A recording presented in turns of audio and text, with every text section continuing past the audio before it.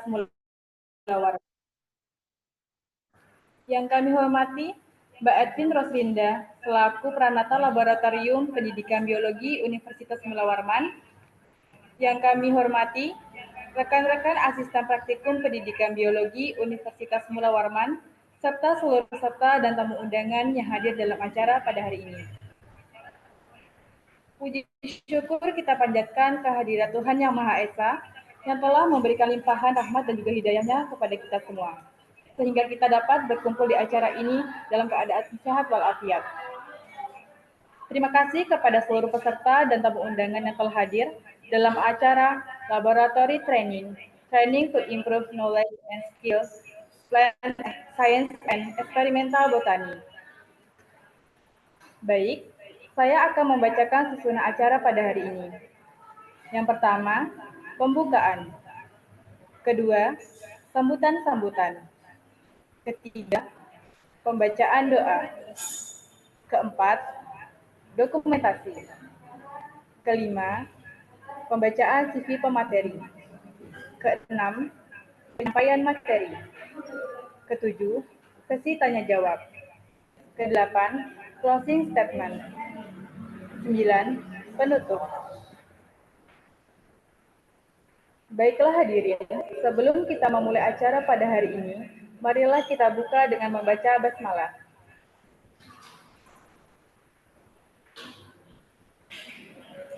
Selanjutnya ialah sambutan oleh Kepala Laboratorium Pendidikan Biologi Universitas Mula Warman sekaligus membuka acara.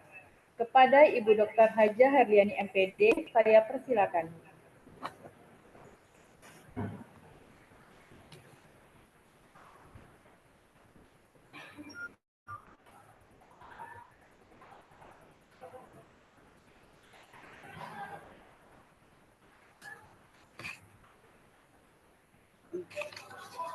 Assalamualaikum warahmatullahi wabarakatuh.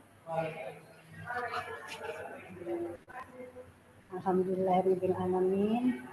Wassalatu wassalamu ala asyrofil anbiya'i wal mursalin wa ala alihi sayyidina Muhammad amma ba'd.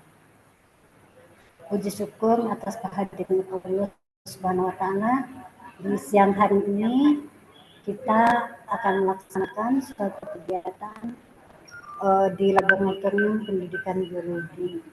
Pertama-tama yang terhormat kepada Ibu Apriliana Dia Purnawestri. Terima kasih Ibu atas kesediaan waktunya untuk mengisi kegiatan di Lab Pendidikan Biologi FKIP Unmul. Yang terhormat Bapak dan Ibu dosen Pendidik Pendidikan Biologi. Yang terhormat Mbak Edwin selaku Pranata Lab Pendidikan Biologi.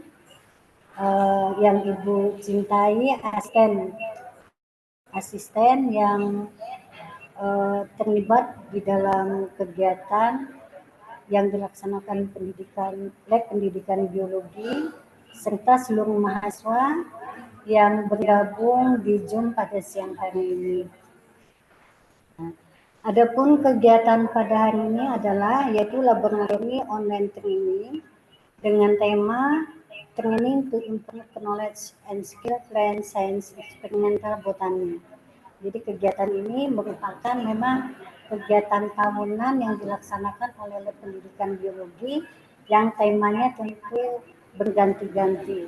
Yang tujuannya untuk memberikan pemahaman atau pengalaman kepada seluruh asisten, kemudian dosen-dosen pendidikan biologi serta seluruh mahasiswa pendidikan biologi yang tergabung pada Zoom siang hari ini.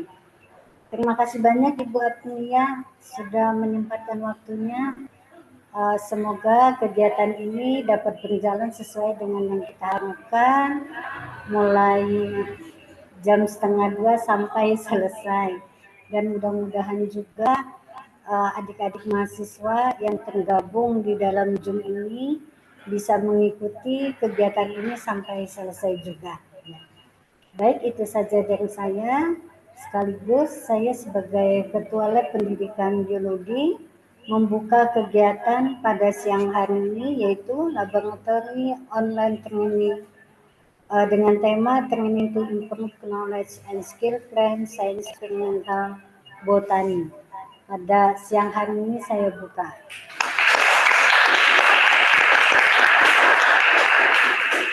Demikian yang dapat saya sampaikan. Assalamualaikum warahmatullahi wabarakatuh. Selanjutnya saya kembalikan kepada moderator.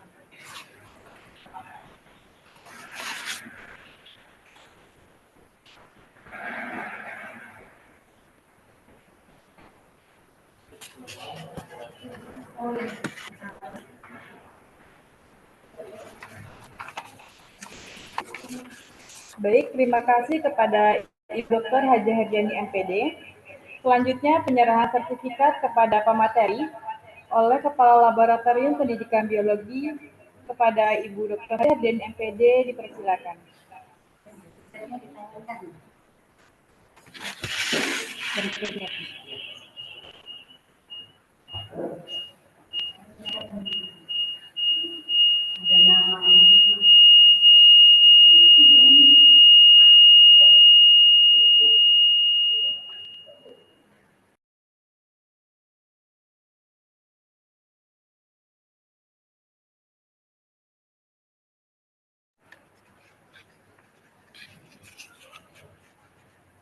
Maaf Bu Apriliana, karena kita secara online ini, jadi sertifikatnya diserahkan secara online, nanti akan dikirim oleh panitia ke Ibu Apriliana Dia Purnawestri.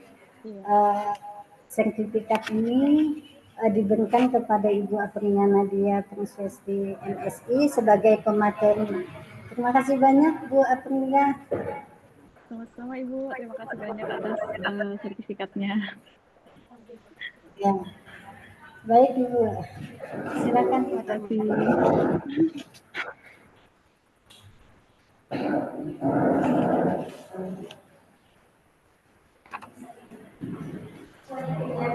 Baik, terima kasih kepada Ibu Dr. Haja Herdiani MPD.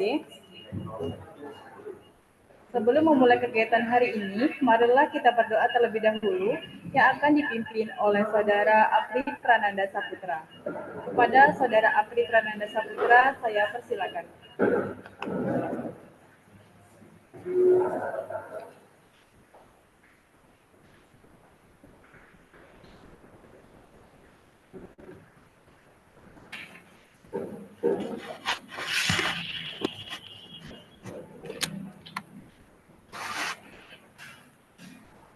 Assalamualaikum warahmatullahi wabarakatuh.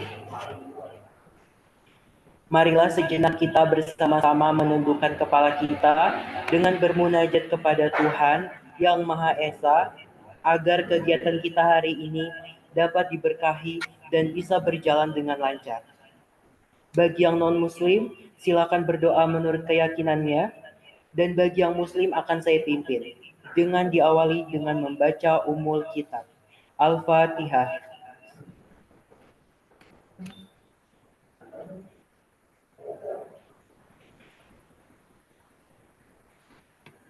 Bismillahirrahmanirrahim.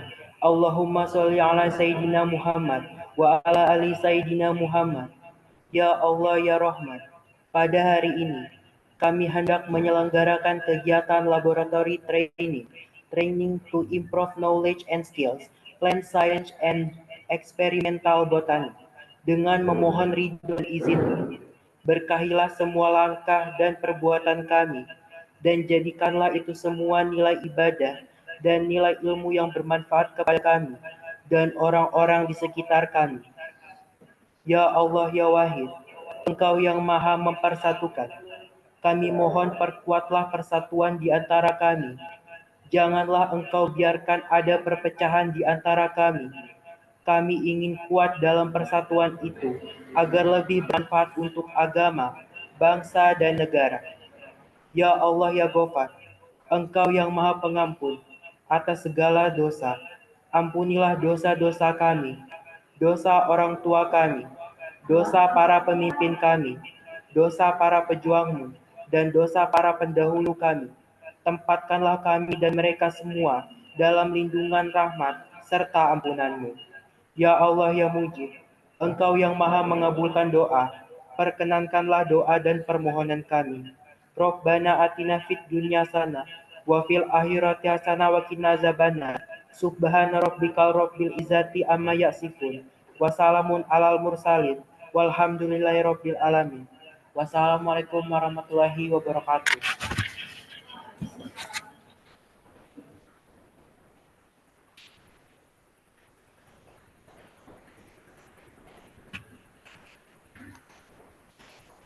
Terima kasih kepada Saudara Apri Prananda Saputra. Selanjutnya ialah sesi dokumentasi. Kepada penanggung jawab dokumentasi dipersilakan. Baik, izin ambil alih. Kepada yang belum on cam dipersilakan untuk membuka kamera terlebih dahulu. Ini berdua. Dikasih apa namanya yang backgroundnya katanya Mbak Vin. Nanti kesini sekarang.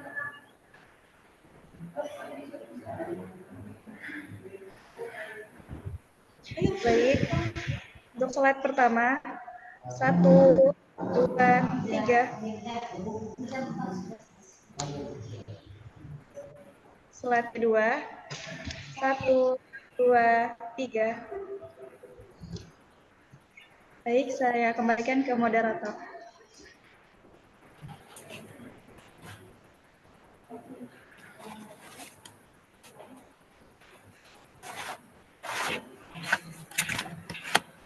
Baik, sebelum masuk ke sesi selanjutnya, izinkan saya untuk memperkenalkan diri. Nama saya Nisa Ulafifa, selaku moderator yang akan memandu berjalannya acara pada hari ini.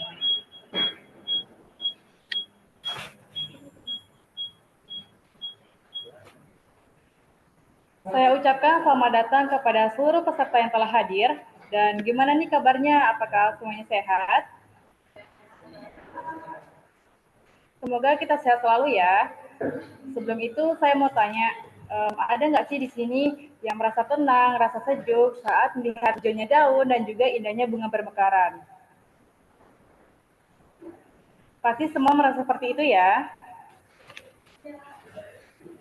Nah, jadi hari ini kita akan belajar dan juga memahami lebih dalam lagi mengenai ilmu tumbuhan dari sudut pandang yang lebih ilmiah. Sebelum itu, saya mau tanya kepada para peserta, apakah sudah siap untuk menyimak materi yang akan disampaikan pada hari ini? Kalau sudah siap, bisa kasih reaksi atau ketik di kolom chat ya.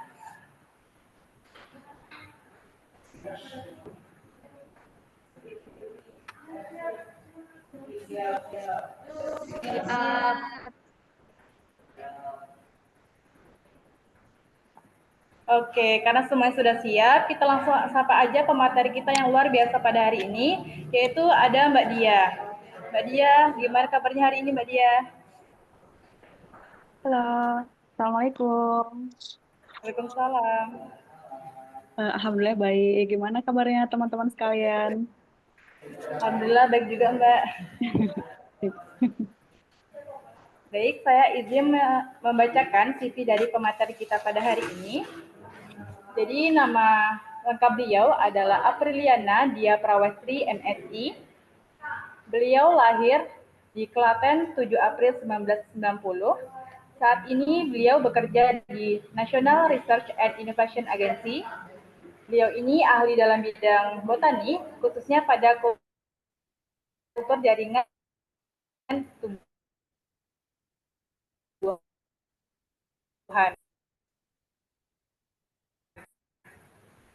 Ada pendidikan S1 di U13 dan Master of Science di Institut Teknologi Bandung, jurusan biologi pada tahun 2017. Adapun funded riset beliau, yang pertama pada tahun 2024 dengan judul Eksplorasi Sumber Daya Hayati Pisang Liar Tahan Kekeringan Asal Daerah Semi-Arid Indonesia untuk menunjang ketahanan pangan nasional di tengah tantangan perubahan iklim dengan research partner Universitas Nusa Cendana. Yang kedua pada tahun 2024 dengan judul Preservation and Regeneration of Wild Banana Musa Akuminata of Indonesia Origin for Supporting Breeding Program dengan research partner Universitas Gadjah Mada. Dan masih banyak lagi pada research beliau. Selanjutnya, Intellectual Property Right, rak bantu untuk kerja di meja aseptik pada tahun 2024. Lalu ada pun publikasi jurnal internasional yang telah dilakukan oleh beliau. Yang pertama dengan judul Cryopreservation of Zygotic Embryos Derived from BBTV Resistant Accession of Wild Banana, Musa Akuminata, pada tahun 2024 dengan nama jurnal South African Journal of Botany. Lalu selanjutnya dengan judul Agronomic Traits and Leaf Nutritional Content Variation of Indonesian Moringa, Moringa oleifera, dengan nama Proceeding, AIP Conference Proceeding pada tahun 2024, dan masih banyak lagi yang telah dipublikasikan oleh beliau. Dan yang terakhir adalah Best Oral Presenter at Seminar Nasional Biologi 5, Semabio 2020, Potensi Biodiversitas Lokal untuk Ketahanan Pangan Nasional pada tahun 2020 di Universitas Islam Negeri Sunan Gunung Jati, Bandung. Nah, itu tadi CV dari pemateri kita hari ini yang sungguh luar biasa. Semoga pengalaman dan juga prestasi beliau bisa menjadi motivasi buat kita, bisa mengikuti jejak beliau dan bahkan bisa lebih baik lagi. Oke, tanpa berlama-lama lagi, kita langsung saja masuk ke penyampaian materi. Kepada Mbak Dia, saya persilakan. Baik, terima kasih Mbak atas sambutannya dan salam sejahtera untuk kita semua. Perkenalkan, saya Aprilia Nadia Prawestri, biasanya di kantor dipanggilnya April, kalau di rumah dipanggilnya Dia. Kemudian saya ingin mengucapkan, pertama-tama ingin mengucapkan terima kasih atas kepercayaan dari teman-teman dari Unmul untuk mengundang saya sebagai narasumber. Ini merupakan suatu kehormatan bagi saya untuk bisa bertemu dengan teman-teman semuanya. Baik, mungkin tidak perlu berpanjang-panjang lagi. Kita mungkin langsung masuk ke materi ya Mbak ya. Saya izin share screen.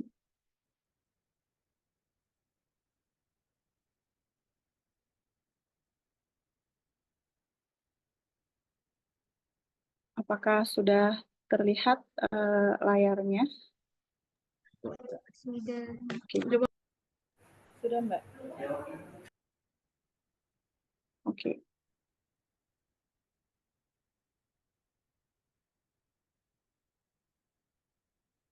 Baik, pada siang hari ini saya diminta oleh teman-teman dari Unmul untuk men-sharing pengetahuan atau mungkin skill yang berhubungan dengan plant science dan eksperimental botani. Pertama-tama, apa sih itu yang disebut dengan plant sciences? Di bahasa Indonesia kan artinya adalah botani, disebut juga dengan ilmu tumbuh-tumbuhan. Kemudian botani ini merupakan ilmu yang mempelajari tentang tumbuh-tumbuhan, kemudian jamur makroskopis, itu juga termasuk dalam ilmu botani atau plant science, serta alga juga masuk dalam plant sciences. Kemudian plant sciences itu dibagi menjadi dua kategori umum. Yang pertama adalah fundamental plant biology. Kita mungkin dan teman-teman mungkin sudah sudah pernah mendengar atau sudah umum dengan istilah-istilah yang saya tuliskan di sini seperti anatomi tumbuhan, briologi, dan lain sebagainya. Briologi ini ilmu yang mempelajari tentang lumut, dendrologi ini tentang pohon kayu kalau tidak salah ya. Kemudian contoh yang lain adalah fitopatologi, itu mempelajari tentang penyakit pada tumbuhan. Kemudian ada likenologi, likenologi itu ilmu yang mempelajari tentang lichen. Lichen itu adalah asosiasi antara ganggang dan ganggang dan jamur kalau tidak salah ya. Kemudian mikologi itu tentang jamur, kemudian ada ilmu morfologi tumbuhan, paleobotani itu adalah mempelajari tentang tanaman-tanaman purba. Kemudian kalau palinologi itu polen, jadi memang ilmu polen itu ada sendiri dan lain sebagainya. Nah, ini tergolong sebagai fundamental plant biology itu dikarenakan ilmu-ilmu ini merupakan dasar atau basic science untuk mempelajari tanaman. Kalau ilmu-ilmu yang sudah dilakukan untuk tujuannya penerapan atau untuk diterapkan pada suatu bidang tertentu, misalnya seperti agronomi, itu sudah masuk ke ilmu terapan atau applied science. Kalau di botani, istilahnya bisa sebagai sebagai eksperimental botani atau applied botani. Nah, kebetulan saya sendiri ini di BRIN itu tergabung dalam pusat riset botani terapan. Tahun lalu saya masih bergabung di pusat riset rekayasa genetika, namun beberapa sivitas dari kami itu lebih cocok di pusat riset botani terapan. Nah, apa saja sih eksperimental botani itu? Contohnya ada agronomi, arborikultur, biokimia tumbuhan itu termasuk, kemudian bioteknologi, fitokimia, kemudian ada genetika tumbuhan dalam artian genetika tumbuhan yang untuk applied science, bukan seperti genetika populasi atau genetika sel, itu masih termasuk fundamental science, tapi kalau sudah masuk ke applied science itu sudah beda lagi. Kemudian ini ada hortikultura, hutanan, mikropropagasi, olerikultur, pemeliharaan tanaman masuk sebagai eksperimental botani, serta yang mungkin yang paling advance adalah rekayasa genetika. Rekayasa genetika ini mungkin dari teman-teman juga sudah pernah mengenal istilah-istilah lain seperti studi-studi tentang genomik, kemudian metabolomik, sampai proteomik. Nah, itu sudah level lanjutan dari rekayasa genetika. Kemudian, ini sengaja saya membuat slide-nya itu berwarna-warni ya, hijau, kemudian ada bunga-bunga supaya lebih segar gitu. Kemudian kita masuk ke contoh-contoh riset mengenai plant sciences dan eksperimental botani itu apa aja. Nah, ini saya mengkategorikan beberapa contoh riset-riset atau penelitian-penelitian, misalnya etnobotani, anatomi,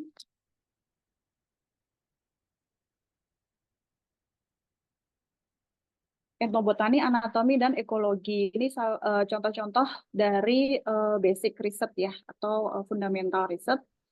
Etnobotani ini contohnya itu seperti medicinal plants diversity used by Balinese in Buleleng Regency Bali. Ada juga ethnobotanical study of cultivated plants in home gardens of traditional villages in Bali. Jadi etnobotani ini mempelajari tentang tanaman-tanaman yang digunakan oleh suku-suku tertentu atau etnis tertentu di dunia. Itu bisa macam-macam. Bisa contohnya adalah tanaman-tanaman yang digunakan oleh suku orang Bali gitu ya, dalam hal tanaman untuk tanaman medis. Kemudian ada juga tanaman-tanaman lain, misalnya kalau kaitannya ada di Kalimantan Timur, itu kan masih ada suku Dayak ya, kalau tidak salah. Nah, itu contoh nyata etnobotani adalah penggunaan ulin, kayu ulin. Kayu ulin itu digunakan oleh masyarakat Dayak untuk makam, ya kan? Kalau tidak salah seperti itu. Nah, tanaman-tanaman yang digunakan bagian bagian tanaman yang digunakan oleh masyarakat itu kajiannya atau studinya disebut sebagai etnobotani. Tapi kalau apa namanya lebih luas lagi, misalnya seperti untuk hewan misalnya ya, hewan yang digunakan misalnya untuk sumber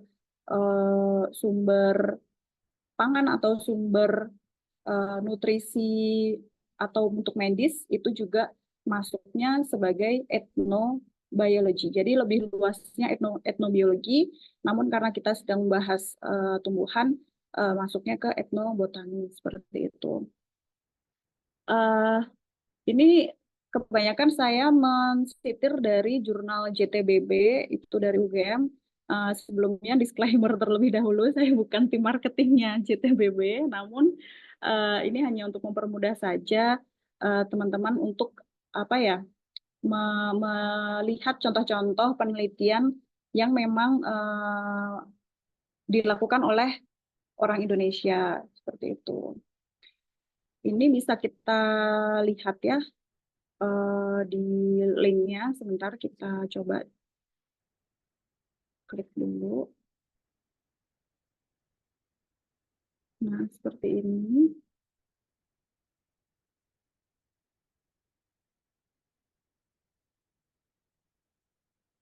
Bisa lihat bahwa oh ternyata beberapa koleksi tanaman itu bisa digunakan sebagai traditional medicine oleh siapa? Oleh etnis dari suku Bali seperti itu.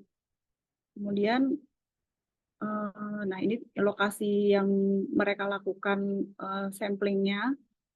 Kemudian caranya bagaimana kalau etnobotani itu? Etnobotani biasanya itu caranya adalah dengan purposive sampling dan using semi-open questionnaire. Jadi ada wawancaranya seperti itu. Jadi dari hasil wawancara itu nanti diformulasi, ada formulanya ini use value index atau pengukuran fungsi relatif dari suatu tanaman secara kuantitatif seperti itu. Jadi tidak hanya sekedar mewawancarai di penduduk lokal, namun juga data-data tersebut dimasukkan dalam suatu formula untuk mendapatkan kuantitatif datanya seperti itu. Ini contoh-contohnya hasil dari surveinya seperti itu. Jadi dari teman-teman kalau misalnya tertarik untuk penelitian etnobotani, itu kalau untuk Kalimantan Timur itu masih sangat prospektif ya, karena ada suku Dayak di sana. Seperti itu. Banyak yang masih bisa digali atau dikaji. Nah, ini kemudian mereka mau formulasikan juga apa namanya tanaman-tanaman yang berfungsi sebagai medicinal ingredients itu untuk penyakit apa saja. Nah, itu bisa apa disimpulkan seperti ini. Ternyata bisa untuk obat sakit kepala, ternyata ada black magic juga ini. Seru sekali ya ini penelitiannya. Seperti itu. Kemudian untuk anatomi, contohnya misalnya teman-teman tertarik untuk meneliti struktur anatomi tumbuhan, itu bisa juga dilakukan dengan contohnya seperti ini, flower structure. Nah, ini kebetulan ini penulisnya teman kantor, beliau meneliti mengenai struktur bunga dari belimbing kalau tidak salah, pohon belimbing. Nah ini, kemudian dia gambar secara sketsanya seperti ini. Terus, nah ini hasil dari anatominya. Nah, ini merupakan anatomi dari filiform trichomnya. Kemudian yang B ini ternyata dia ada glandularnya. Seperti itu. Banyak ya, bagus-bagus ini hasilnya. ini. Nah, ini adalah anternya. Anter, kemudian ini pollennya. Lalu dia menggunakan box plot comparing untuk membandingkan antara ovari flower type-nya, tipe-tipe bunganya dengan ovary height-nya atau ketinggian tinggi ovariumnya, ovarium pada bunga seperti itu.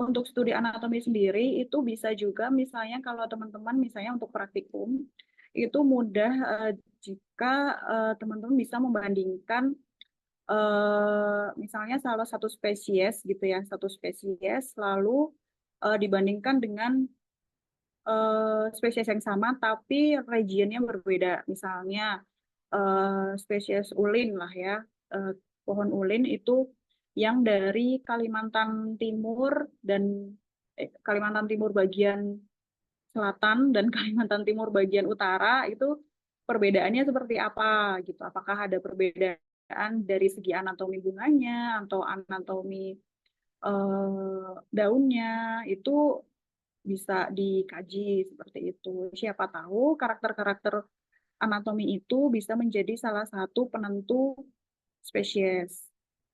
Gitu. Kemudian selanjutnya ini untuk contoh anatomi. Kemudian ini ada juga yang morphological dan anatomical variation.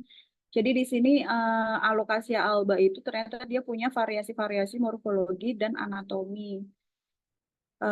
Penelitiannya dia ambil di Kebun Raya Bali. Morfologi. Nah, yang ini contohnya seperti ini. Jadi teman-teman juga bisa melakukannya. Ada kajian morfologi sekaligus dengan anatominya. Ini morfologi daunnya, organ vegetatif. Kemudian ini adalah data-datanya, karakter-karakternya seperti apa, kemudian dibandingkan itu dengan Jawa, Bali, dan Nusa Tenggara Barat itu seperti apa. Nah, kalau untuk teman-teman bisa dari Kalimantan Timur, Kalimantan Utara, seperti kalau misalnya ada koleksinya ya, maksudnya di kampus jika ada kebun koleksi, nah itu bisa dilakukan studi seperti ini. Kemudian dia juga mengamati secara anatominya itu seperti apa. Ini contohnya, ini stomata dari daun, kemudian ini transversal section-nya dari daun juga seperti ini. Jadi ternyata mungkin dia ada perbedaan di bagian mananya seperti itu. Kemudian,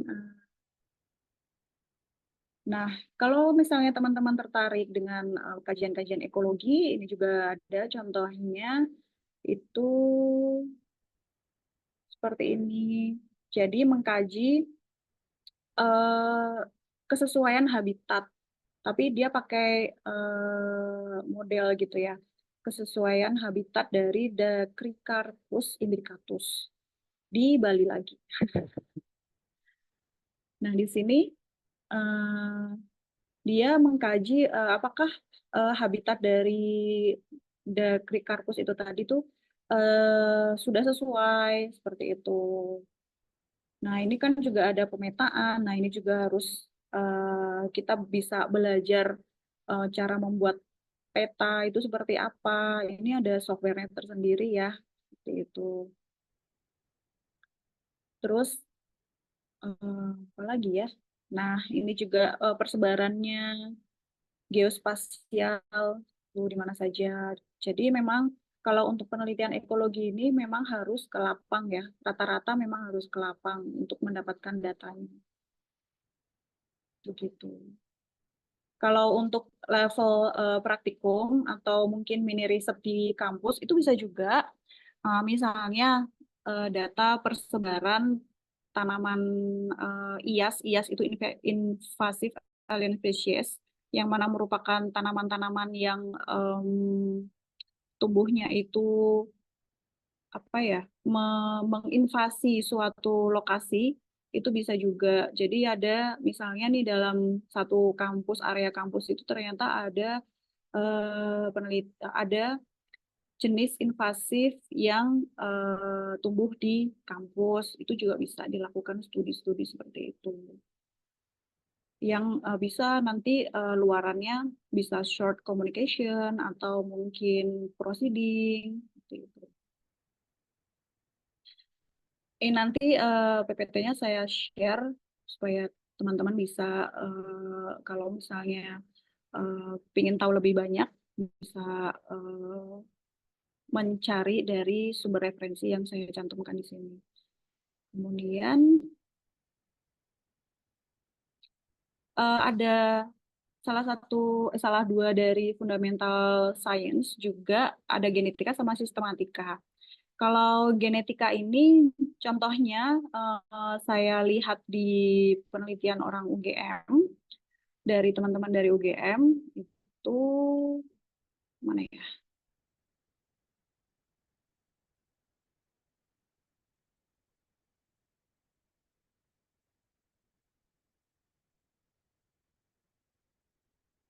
Jadi dia mengkaji genetic variation dari butternut squash. Butternut squash itu apa sih namanya?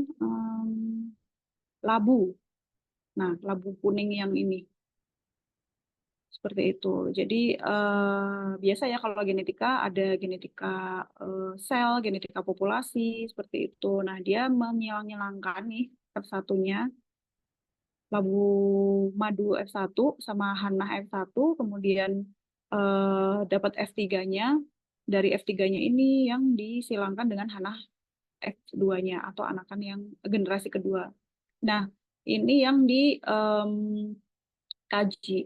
Kemudian dia mengkarakterisasi nih hasil hasil persilangan tadi itu apa saja karakternya gitu kan, hasilnya seperti apa saja. Kemudian ini bisa dari hasil-hasil seperti ini sudah masuk ke pemulihan tanaman sebenarnya ya. Kalau untuk applied science itu sudah bisa masuk ke pemulihan tanaman karena eh, mencari galur-galur atau varietas-varietas yang unggul berdasarkan karakter dari anakan yang ingin kita cari. Misalnya kita pengen mencari yang C nih, ternyata C ini probabilitasnya hasil anakannya itu 25% seperti itu dibandingkan yang lain. Itu udah cukup tinggi. Kemudian kalau misalnya ini rendah artinya masih diekspresikan dari gen resesif. Mohon dikoreksi ya nanti jika salah seperti itu. Eh, Kemudian dia memvalidasi menggunakan seperti ini PCR product visualization-nya, lalu dia membuat dendrogram untuk mengklaster dari kultivar-kultivar tersebut. Panjang ya sebenarnya ini penelitiannya. Seperti itu contoh-contoh untuk yang genetika. Kemudian untuk yang sistematika seperti apa? Sistematika itu adalah ilmu yang mempelajari tentang eh, pengklasifikasian tanaman, namun bisa lebih luas konsepnya, tidak hanya seperti taksonomi tumbuhan. Kalau taksonomi tumbuhan itu adalah pengklasifikasian tanaman berdasarkan pada takson tertentu, akan tetapi kalau sistematika itu sudah lebih luas, di mana bisa mengaplikasikan apa namanya,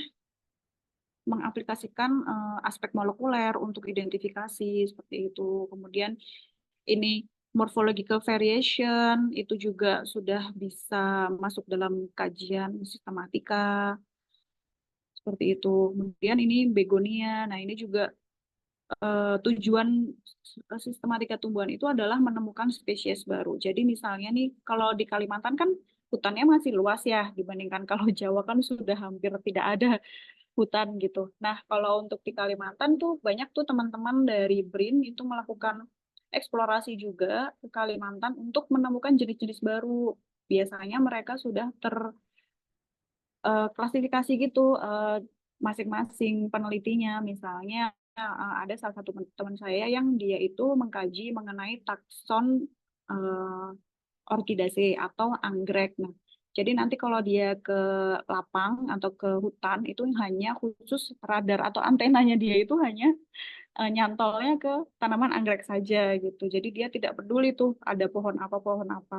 Tapi kalau ada juga misalnya tentang beliau spesialis bambu misalnya. Jadi yang dicari hanya bambu. Nah, dari situ ketika nanti menemukan tanaman yang dicari itu ini bisa diidentifikasi karakternya secara morfologi maupun anatomi tadi itu dan bisa ditambah dengan secara molekuler untuk menentukan apakah dia itu jenis yang sudah apa ya, sudah teridentifikasi sebelumnya atau sudah ternamai ataukah spesies baru gitu. Nah, kalau spesies baru itu luar biasa banget pencapaiannya. Contohnya seperti ini nih. Begonia tangamusensis, a new species of begonia. Beliau nih peneliti begonia seperti itu dan dia menemukannya di Sumatera. Itu bisa jadi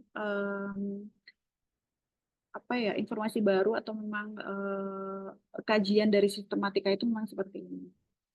Tujuannya adalah untuk mendapatkan jenis-jenis atau spesies tanaman yang belum pernah diidentifikasi sebelumnya. Seperti itu. Kalau contoh di luar negeri bagaimana? Kalau di luar negeri tanaman contohnya di Scotland, Skotlandia di UK itu tanaman di sana itu semuanya sudah selesai teridentifikasi. Jadi kalau melakukan eksplorasi di sana sudah tidak ada gunanya lagi karena kemungkinan besar kita tidak akan menemukan jenis baru kecuali di Indonesia. Indonesia itu pulaunya masih banyak sekali yang belum dieksplor seperti itu dan kita masih banyak hutannya. Itu masih masih potensi menggali jenis-jenis baru di Indonesia itu masih sangat tinggi. Dan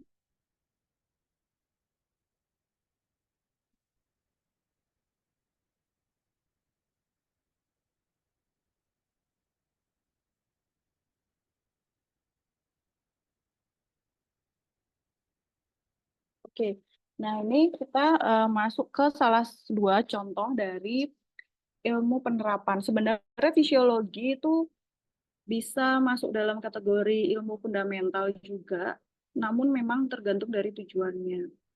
Kalau untuk yang mikropropagasi ini jelas apa penelitian-penelitian yang terapan atau applied science atau eksperimental botani.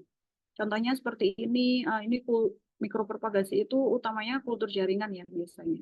Itu in vitro culture dari Phalaenopsis atau anggrek bulan.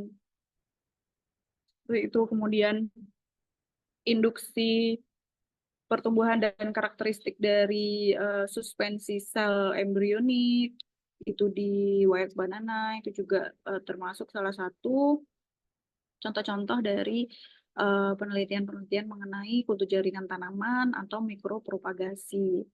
Nah, kalau untuk fisiologi itu misalnya teman-teman tertarik di misalnya kalau penelitian cekaman kekeringan atau cekaman kebanjiran itu juga ada ya, cekaman basah seperti itu juga ada. Itu termasuk salah satu contoh-contoh penelitian untuk fisiologi tanaman. Seperti itu. Kemudian, nah sebenarnya bagian tanaman apa saja sih yang bisa kita kaji? Semuanya. Semuanya bisa kita kaji. Mulai dari flowernya, tadi itu apa anatomi bunganya, kemudian leaf, daun, kemudian stemnya, bahkan sampai ke akar, itu juga bisa kita kaji semuanya. Apalagi jika memang tanaman-tanaman itu merupakan tanaman langka, itu benar-benar sangat berarti sekali penelitian yang dikaji untuk tujuan konservasi tanaman langka. Contohnya salah satunya ulin ya. Ulin kan sudah termasuk terancam statusnya seperti itu. Kemudian, nah ini adalah saya mencoba untuk merangkum contoh-contoh untuk topik mini riset yang mungkin bisa dikerjakan oleh teman-teman semua di kampus yang bisa dilakukan dalam skala praktikum. Nah, contohnya itu misalnya kalau untuk ekologi tumbuhan, itu analisis vegetasi di hutan biologi Universitas Mula Warman. Misalnya kalau di Universitas Mula Warman punya hutan biologi, itu bisa dilakukan analisis vegetasinya. Nah, analisis vegetasi ini apa saja? Nah, itu meliputi bisa vegetasi yang pohon, kemudian bisa dibagi-bagi ya, untuk yang vegetasi pohon itu sendiri, kemudian vegetasi yang herba atau tanaman bawah. Contohnya herba, rumput, semak-semak, nah itu beda sendiri. Kemudian tanaman-tanaman yang misalnya kayak kalau ada anggrek itu bisa, atau mungkin dibedakan nanti vegetasi yang monokotil seperti apa, atau yang dikotil yang ada seperti gimana, kayak gitu bisa dilakukan analisis vegetasi. Kemudian untuk anatomi tumbuhan, contohnya mungkin studi anatomi organ vegetatif dan generatif pada mangga kasturi. Seperti itu kan, mangga kasturi itu kan memang endemik Kalimantan ya, Pulau Kalimantan. Jadi bagus banget jika ada kajian-kajian seperti ini yang memang kajiannya itu khusus pada komoditi-komoditi yang hanya ada di Kalimantan. Itu akan menjadi kajian yang eksotis seperti itu. Kalau untuk di Kalimantan yang eksotis itu untuk fauna itu kan contohnya orang utan, rangkong, seperti itu ya. Itu bakal banyak banget pendanaan yang mungkin mau mendanai penelitian-penelitian itu. Kemudian untuk contoh fisiologi tumbuhan, misalnya respon pertumbuhan tanaman cabai terhadap rekaman kekeringan, seperti itu. Terus mikropropagasi ini misalnya induksi kalus dan organogenesis pada tanaman kunyit. Ini hanya contoh saja ya, teman-teman. Kalau untuk sistematika mungkin bisa studi morfologi pada Sorea. Sorea ini juga merupakan genus dari tanaman-tanaman yang anggota spesiesnya itu, spesies Sorea itu banyak yang terancam punah juga di Kalimantan. Kemudian bisa juga nih biologi benih, misalnya nih teman-teman punya benih cabai nih, diuji tuh masa simpannya, misalnya ada masa simpan 1 minggu, masa simpan sebulan, 3 bulan, itu kemudian diuji viabilitasnya dengan cara mengecambahkan apakah dari 100 biji dia tumbuh sekian persen. Nah, itu bisa dilakukan juga, itu simpel sekali biologi benih. Kemudian fenologi itu contohnya studi pembungaan pada pisang Musa burnensis. Musa burnensis ini hanya di Kalimantan saja ya teman-teman. Jadi kalau teman-teman lihat tuh tanaman pisang liar di kebun atau di hutan atau di mana, mungkin di pinggir jalan mungkin juga masih ada yang jantungnya itu warna kuning, itu kuning dan bulat, itu kemungkinan besar adalah Musa burnensis yang hanya ada di Borneo atau Kalimantan. Jadi teman-teman di Kalimantan ini masih patut berbangga ya, masih punya banyak sekali tanaman-tanaman yang masih bisa dikaji potensinya, seperti itu. Kemudian bagaimana memformulasikan suatu praktikum yang outputnya itu publikasi. Jadi di sini saya mencoba, mungkin ini murni ide dari saya, tapi mungkin dari teman-teman nanti bisa menanggapi seperti apa. Yang pertama mungkin adalah dari teman-teman itu menentukan topik risetnya. Nah, penentuan topik riset ini itu sesuai dengan mata kuliahnya ya. Misalnya kalau fisiologi tumbuhan itu ya mengenai fisiologi, kemudian kalau misalnya lebih ke sistematika ya mengenai sistematika tumbuhan, seperti itu. Nah, ini penentuan topik riset ini juga mungkin memerlukan peran dari dosen, karena memang tidak sembarangan ya untuk menentukan topik riset.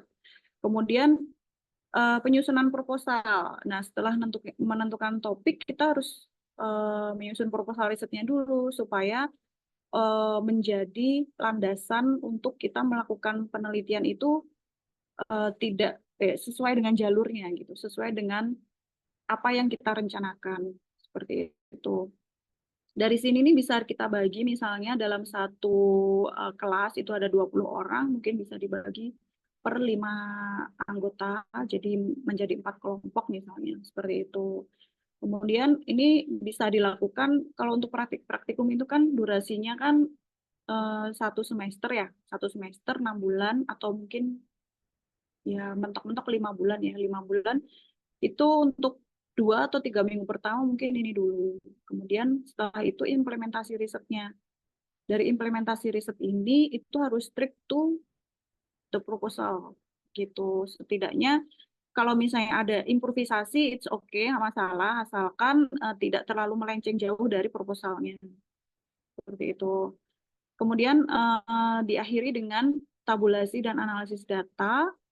Lalu untuk luarannya nih bisa 2 macam ya, bisa teman-teman nanti dalam satu tim itu salah satu perwakilan presentasi oral di suatu seminar nasional, kemudian bisa publikasi ilmiah juga. Tapi kalau untuk praktikum mungkin kalau untuk per kelompok itu mungkin lebih cocoknya di proceeding nasional. Kalau untuk jurnal sama book chapter itu mungkin data satu kelas sepertinya ya, data satu, misalnya 4 kelompok dijadikan satu dengan tema besar, nah itu mungkin bisa dilakukan seperti itu. Kemudian durasi mini risetnya berapa bulan? Bisa 2 bulan sampai 3 bulan, tergantung dari topik riset yang akan atau tujuan riset yang dikerjakan. Seperti itu. Kemudian nah ini adalah ruang lingkup dari research center kami, yaitu Research Center for Applied Botany. Ini saya sharing informasi bahwa memang untuk yang applied botany di kami itu penelitiannya beragam ya. Kami ada 184 orang kalau tidak salah dalam satu pusat riset ini. Kami mengkaji banyak hal dan itu tidak terkotak-kotak namun bisa berkolaborasi atau berkesinambungan. Contohnya ini ada kalau untuk yang plant biology, ada fisiologi, kemudian morfologi anatomi, dan ultrastructure development. Seperti itu. Kemudian ada plant reproduction. Nah itu tadi contohnya ada polinasi, fenologi, seperti itu. Kemudian juga mengkaji struktur dan fungsi. Nah, struktur dan fungsi terkait dengan molekuler dinamik. Contohnya itu mengkaji tentang protein-protein. Kemudian ada plant cell signaling. Itu contohnya ada cell wall arsitektur. Kemudian, nah di sini juga teman-teman bisa mengkaji juga mengenai cell wall interaction and other component di dalam sel atau level jaringan. Kemudian molecular plant development, seperti itu. Selanjutnya kita juga mengkaji tentang plant improvement dan plant bioprospecting ini sudah masuk dalam applied botany atau experimental botany. Itu ada plant breeding, kemudian ada evaluasi sumber genetik tanaman, kemudian ada plant bioprospecting. Plant bioprospecting ini contohnya itu mengkaji tentang metabolit sekunder dari tanaman, kemudian apalagi nih, yang tujuannya untuk farmasi, kosmetik, biofuel, seperti itu.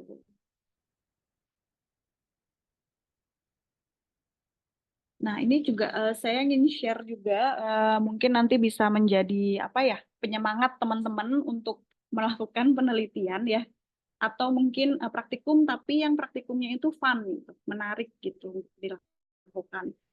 Nah, kemarin itu foto saya yang ada di poster itu adalah foto ketika saya eksplorasi di NTT bulan lalu, bulan Agustus. Itu kita melakukan eksplorasi pirsang liar. Nah, kegiatan kami ini merupakan suatu kegiatan yang kolaboratif atau kegiatan yang tidak hanya mengkhususkan satu penelitian, namun hasil dari eksplorasi ini bisa diambil untuk berbagai macam kajian. Nah, jadi kita hanya 11 hari kalau tidak salah di NTT itu kita melakukan eksplorasi, dan data-data apa saja yang kita ambil itu contohnya adalah data ekologi tumbuhan, kemudian apa lagi ya, data-data untuk mikrob seperti itu, dan mengambil sampel-sampel yang nantinya akan digunakan untuk penelitian fisiologi tumbuhan, mikropropagasi, kemudian ada sistematika tumbuhan, biologi benih, molekuler, mikrobiologi, seperti itu. Jadi dalam sekali jalan kita sudah terintegrasi, namanya adalah penelitian terintegrasi, seperti itu. Jadi tidak hanya fokus ke satu topik riset saja, namun juga hasil dari eksplorasi tersebut bisa digunakan untuk penelitian lanjutan. Penelitian lanjutan itu kita rencananya adalah melakukan studi respon pertumbuhan pisang liar terhadap cekaman kekeringan. Kenapa? Karena memang karena purposive exploration ya, kita melakukan eksplorasi itu punya tujuan khusus, yaitu ke daerah-daerah yang kering gitu, yang curah hujannya itu mungkin hanya 2 atau 3 bulan dalam setahun, seperti itu. Nah, itu contohnya di NTT. Kemudian nanti setelah mendapatkan bijinya, pisang liar itu pisang yang masih berbiji. Jadi kalau pisang-pisang yang kita makan yang sudah tidak ada bijinya itu pisang budidaya, bukan pisang liar. Nah, kita hanya mengambil pisang liar saja, seperti itu, yang masih punya biji. Dari bijinya itu kita ambil embrionya, kita biasanya sebut embryo rescue, kemudian dilakukan micropropagation-nya. Kemudian ada juga sistematika tumbuhan, itu untuk mengidentifikasi sebenarnya pisang liar yang kita peroleh itu tergolong atau terklasifikasi di subspesies apa.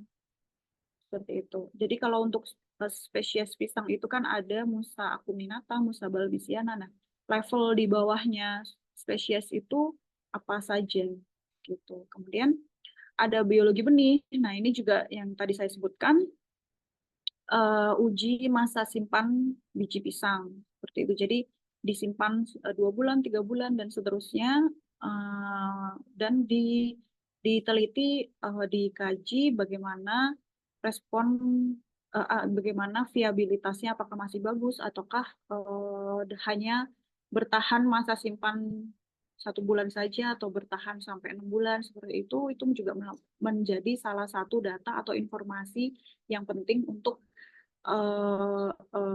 suatu jenis tertentu. Kemudian untuk molekulernya, identifikasi gen ketahanan terhadap cekaman kekeringan. Lalu kita juga akan melakukan studi mikrobiologi, yaitu studi mikrobiom habitat pisang liar NTT. Mikrobiom ini adalah identifikasi jenis mikroba apa saja yang ada di tanah di sekitar si pohon pisang itu tumbuh, seperti itu. Karena untuk yang ketahan kering itu mungkin bisa jadi terdapat beberapa jenis atau spesies mungkin jamur atau bakteri yang memang dia itu terspesialisasi tahan kering gitu. Jadi tahan atau mungkin tahan panas ya, begitu. Nah, ini tim kami. Ini saya lagi ngukur-ngukur juga. Ini mas-mas ya yang rambut gondrong ini ya, bukan mbak-mbak.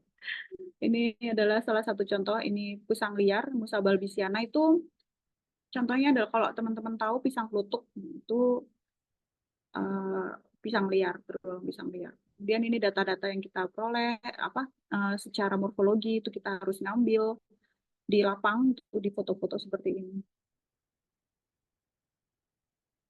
Oke, ini merupakan beberapa contoh riset yang dilakukan oleh mahasiswa saya yang dilakukan remote area. Remote area itu maksudnya adalah mahasiswanya ada di kampusnya masing-masing, namun saya membimbing secara substansi.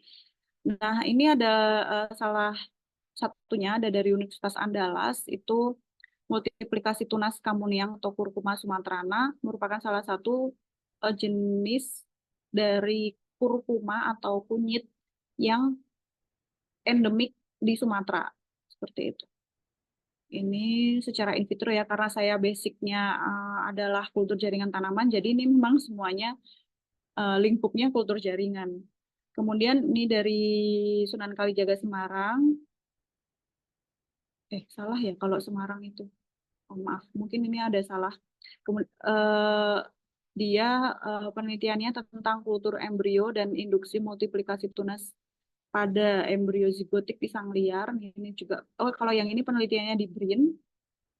Kemudian yang ini penelitian di Universitas Lambung Mangkurat, itu mangga kasturi, salah satu tanaman yang sudah extinct in the wild, jadi sudah punah di alam, namun untungnya masyarakat atau warga di Kalimantan masih membudidayakannya, walaupun sudah punah di alam. Kemudian ini dari Universitas Bangka Belitung, ada induksi kalus, sisik, umbi, lilium longiflorum, atau lili, tanaman bunga ya, lili, itu secara in vitro. Contoh-contohnya seperti ini, nanti misalnya teman-teman tertarik mengerjakan, ini bisa dilakukan untuk skala praktikum, bisa. Praktikum kelompok seperti itu bisa kok, bisa banget. Nah, ini fasilitas laboratorium kultur jaringan yang ada di kami. Mohon maaf, ini memang fotonya kita potong kecil-kecil supaya muat banyak. Ini adalah ruang preparasi medianya, kemudian ini ada lorong, dan ini adalah media-media yang sudah steril. Lalu ini ruang transfer atau ruang laminar. Lalu ini adalah ruang kultur in vitro-nya. Jadi ruang kulturnya kita diberikan rak yang seragam, syukur alhamdulillah. Kemudian ini adalah contoh-contoh hasil dari penelitian kami atau kelompok riset kami. Itu seperti ini ya, ini dari pisang liar juga, ini Dixikalus embryogeni, kemudian ini adalah protoplas. Jadi kita mengisolasi sel tanaman, tapi dinding selnya dihilangkan. Makanya ini jadinya bulat-bulat gitu. Nah, kalau sel tanaman itu kan dia punya dinding sel ya, jadi selnya pasti agak-agak kotak atau bersudut-sudut gitu kan. Nah, ketika dinding selnya dihilangkan, itu jadi bulat-bulat seperti sel-sel hewan atau sel apa itu mikroba gitu. Ini sudah, ini ada yang single cell, ada yang beberapa sel gitu. Lalu ini ketika diwarnai pakai pewarnanya PI kalau tidak salah ya, kalau hijau, kalau biru itu DAPI. Nah, ini diwarnai dan dipotret dengan pencahayaan inflorescence, makanya warnanya jadi berpendar. Kemudian ini salah satu dari pekerjaan kita, yaitu kita mengkultur atau menanam jati secara in vitro. Ini tunas jati, kemudian ini hasilnya, lalu ini ditanam di media yang ada antibiotiknya, karena jati itu kan punya trikom ya, jadi kayak rambut-rambut halus seperti itu. Nah, itu bisa menjadi salah satu sumber kontaminasi bakteri atau jamur. Makanya kita tanam dulu di media antibiotik. Kemudian ini contoh-contoh tanaman lain. Ini apa ya? Saya lupa, ini tidak dilabel. Kemudian ini bawang daun kalau tidak salah. Seperti itu. Ya, mungkin sekian yang bisa saya sampaikan. Dari teman-teman, silahkan jika ada pertanyaan atau mungkin tanggapan-tanggapan, mari kita diskusi bersama ya. Kita diskusi sampai saja. Terima kasih, saya kembalikan ke moderator.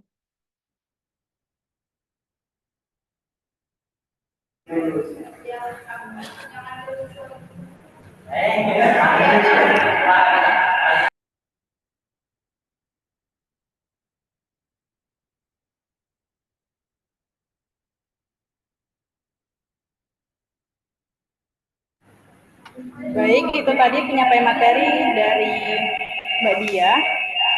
Keren sekali ya penyampaian materi dari beliau tadi. Dari penyampaian tadi banyak hal baru yang bisa kita dapatkan, mulai dari eksperimen ilmu tumbuhan, bagian-bagian tumbuhan yang bisa diteliti, contoh topik mini risetnya, bahkan sampai praktikum dan juga publikasinya. Serta masih banyak lagi ilmu baru yang sudah kita dapatkan tadi. Nah, dari sini pasti teman-teman semakin tertarik lagi nih untuk tahu lebih dalam mengenai botani. Nah, langsung saja kita masuk ke sesi selanjutnya, yaitu sesi tanya-jawab. Pada teman-teman yang ingin bertanya, silakan raise hand dan juga open mic, serta sebutkan namanya, atau bisa ketikkan pertanyaannya di kolom chat.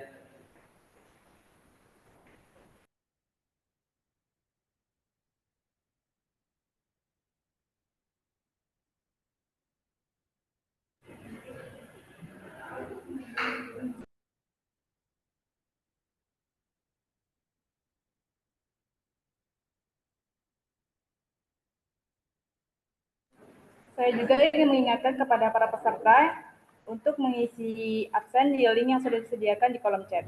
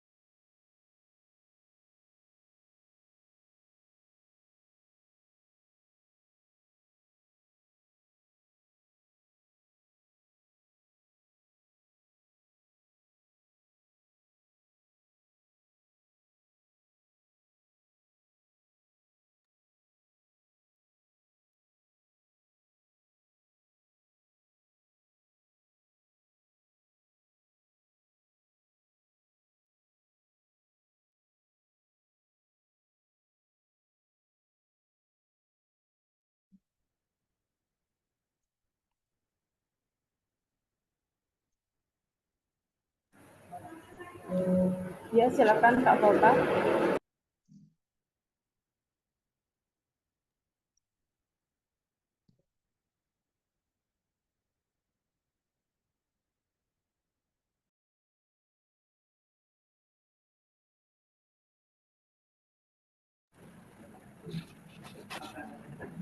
Ya, tak benar Kak.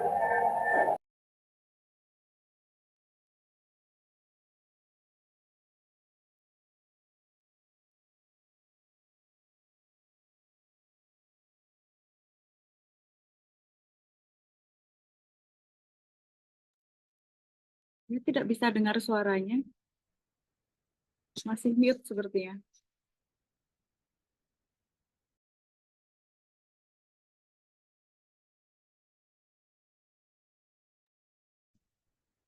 Volta, suaranya tidak terdengar.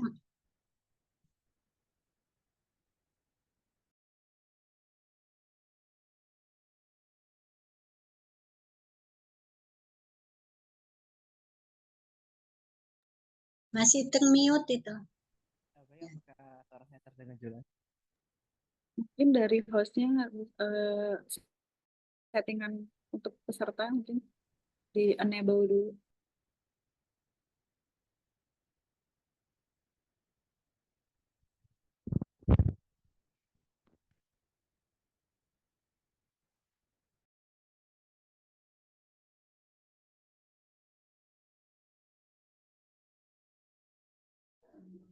Apakah ada suaranya? Oke, sudah masuk. Baik Mbak. Jadi kalau dari saya sebenarnya kayak saya yang mau minta saran sama bertanya sih Mbak. Jadi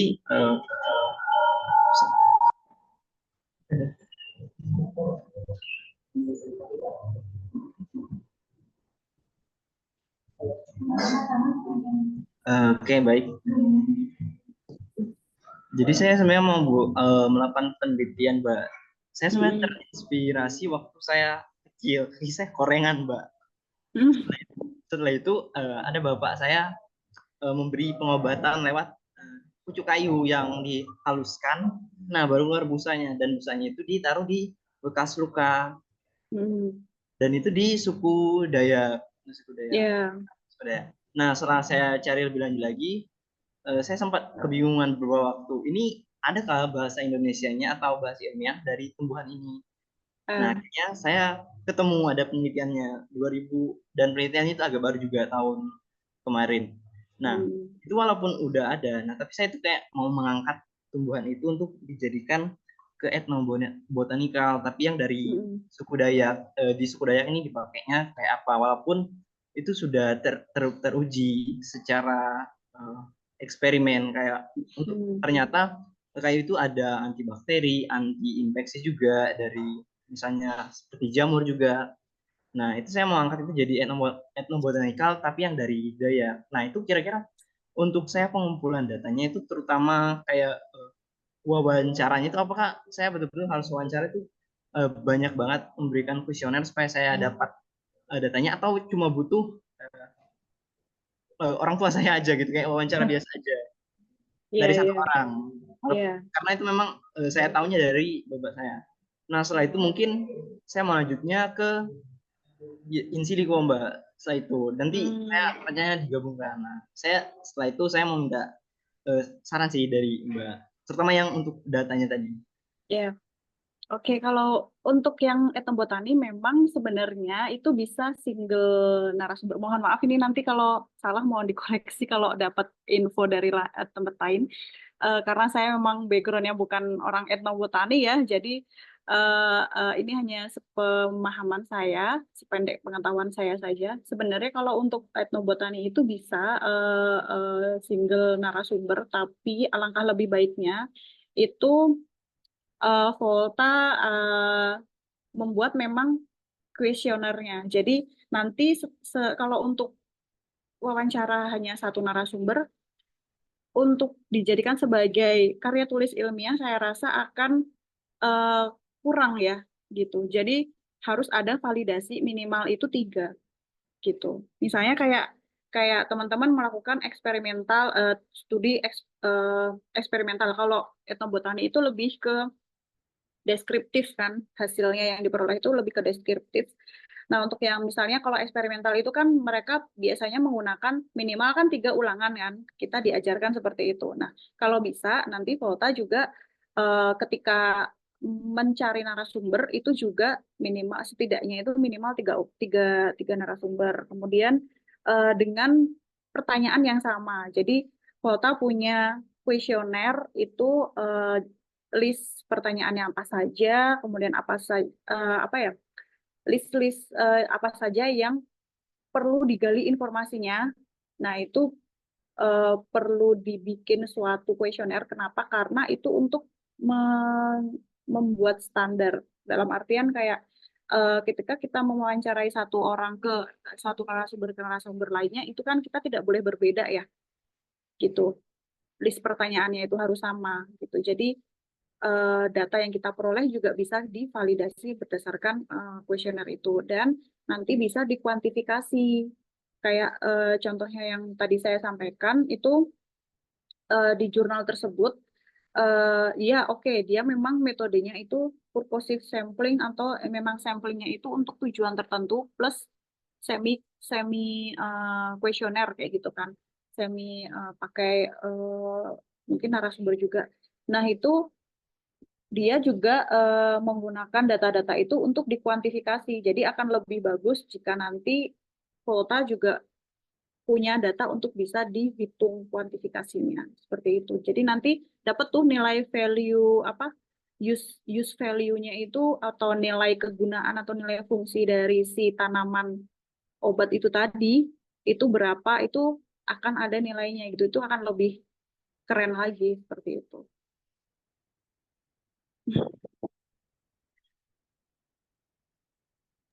Oke, baik Kak. Terima kasih. Jadi ternyata lebih baik banyak orang. Saya kira awalnya mungkin bisa ya, nggak usah banyak-banyak supaya nggak terlalu capek. Iya, apalagi kalau misalnya ya kan gini apa nanti Volta bisa nyari narasumbernya itu setidaknya yang terpercaya dalam artian itu mungkin selain orang tua itu tambah lagi mungkin kayak kepala sukunya atau memang orang yang sering menggunakan tanaman itu gitu. Itu bisa juga. Makasih banyak, Mbak. Sama-sama.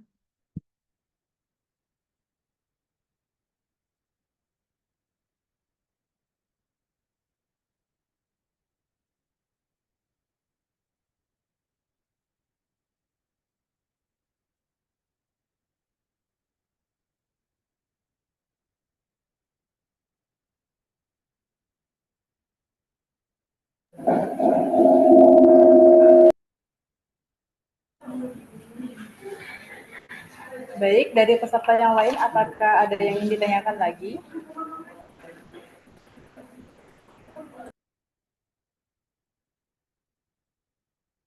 Ini teman-teman sudah mau mulai masuk masa-masa skripsi ya?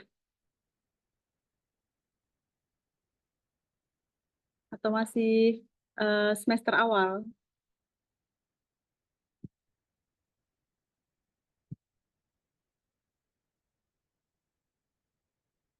Langsung ngomong aja. Bisa.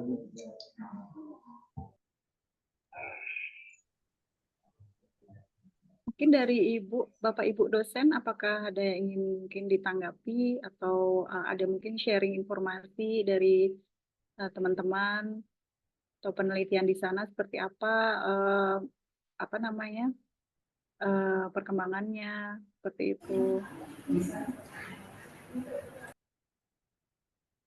Ya, Muhammad. Baik, kepada Kak Nirja dipersilakan. Baik, terima kasih sebelumnya. Perkenalkan Mbak, nama saya Nirja dari Angkatan 2021, izin bertanya terkait dengan mini penelitian. Kan Mbak di sini, di kami ini, untuk mahasiswa dan kampusnya ini basicnya pendidikan ya Mbak. Jadi kami hanya melakukan praktikum-praktikum sederhana saja di bidang biologi. Nah, mungkin dari Mbak sendiri apakah ada saran dan juga masukan terkait penelitian di ilmu botani yang seperti apa yang dapat dilaksanakan gitu Mbak di laboratorium, yang terutama kami yang masih berfokus juga kepada pendidikan, terutama pendidikan biologi Pak. Terima kasih Mbak. Terima kasih atas pertanyaannya. Pendidikan biologi ya. Kalau boleh tahu sebelumnya, laboratoriumnya ini untuk laboratorium biologi umum ataukah per mata kuliah, misalnya ada mata kuliah biologi murni, misalnya seperti tadi genetika tumbuhan, itu apakah ada atau umum? Artinya umum. Semua sih bisa gitu. Izin Ibu Mbak, untuk laboratorium kami umum Mbak. Oh, oke. Iya. Izin Bu, izin ya, menjawab. boleh. Nah, iya. Oh, boleh Bu. Terkait dengan yang ditanyakan tadi mengenai laboratorium di tempat kita ini hanya ada satu untuk semua bidang mata kuliah gitu. Jadi satu-satu inilah, jadi beda dengan di Jawa kan. Kalau saya waktu itu sempat kuliah di UM, setiap mata kuliah ada labnya. Nah, tapi kondisi kami tidak seperti itu. Jadi lab kami itu satu untuk semua kecuali yang ke lapangan yang beda. Itu mungkin yang dapat saya sampaikan.